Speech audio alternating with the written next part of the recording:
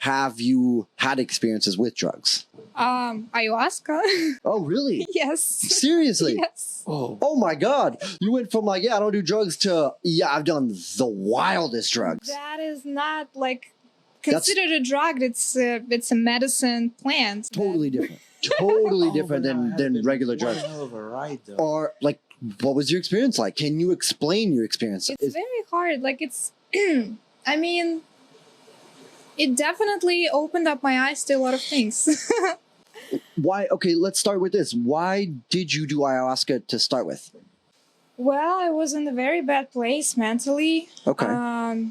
Depression or anxiety or maybe bipolar. Like it's very hard for me right now to already shape, but I don't know. I just kind of trust the flow, how everything goes, right. How the circumstance after circumstance happened. Right. And it happened that I got into a circle of people growing spiritually pretty much. Okay. And healing through medicine plants.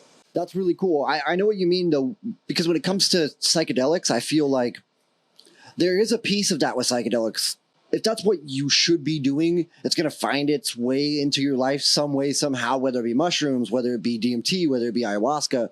Now, the environment that you were in, was there somebody there that knew what they were doing and was sort of guiding you through the experience? Yes. And you absolutely have to have a shaman, a very right. solid shaman, experienced one who has very grounding energy, who can hold you down, because when you are getting into spiritual realms, doing ayahuasca specifically or other medicine plants, right. Because it's not only ayahuasca, it's one of them.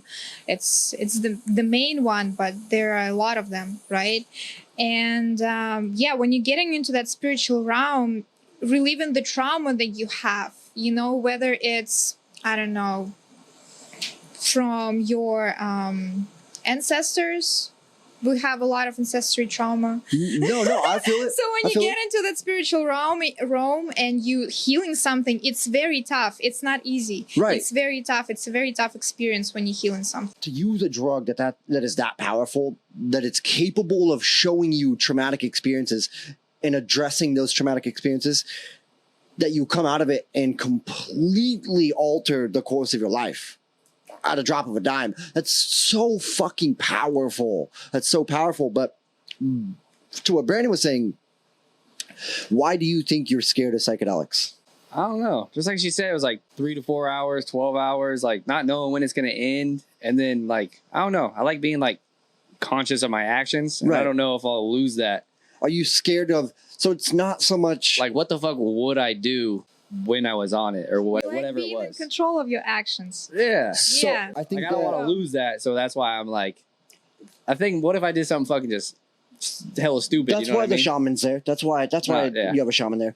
But even with mushrooms, people have a shaman or just somebody that's super experienced with mushrooms. And mushrooms can be super beneficial even when it comes to microdosing. But I think for people like you that have an issue with control, psychedelics are actually meant for people like you. So people like you that want control of their fucking lives, that want to take control of this, the only thing that you don't have control of is your life. You don't have control.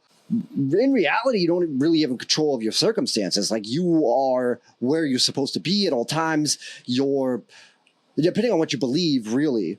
But from my viewpoint, from my perspective, you are exactly where you're supposed to be at all times. Everything that's happening within your life is what's supposed to be happening. The situations you've been put in, like, nothing is by accident. All of this is planned. All of this is fucking exactly how it should be. So the majority of people, and you're not alone, like the majority of people, including myself, like, we all want control. We all want to try to control our circumstances to the best of our abilities. Yeah. Like, we all don't like feeling as if we're vulnerable, because being out of control is vulnerable for everybody. Like, not knowing what's going to happen, not knowing, like, even when it's small shit, like your job or your relationship or whatever it is, like, not knowing what the fuck is going to go on. That's terrifying. I'm not saying that, not like, okay, so you're saying like control, but I meant more like conscious of what's happening. Right. But like, rather than not in control, but whatever's happening, me being able to like recognize it and like understand, like being conscious in the moment, like in the moment, in the experience. Like that's why Molly, like that's fine. You know what you're doing. Like it's fine. It's all good. I know. I get that, but I think it applies to the same thing.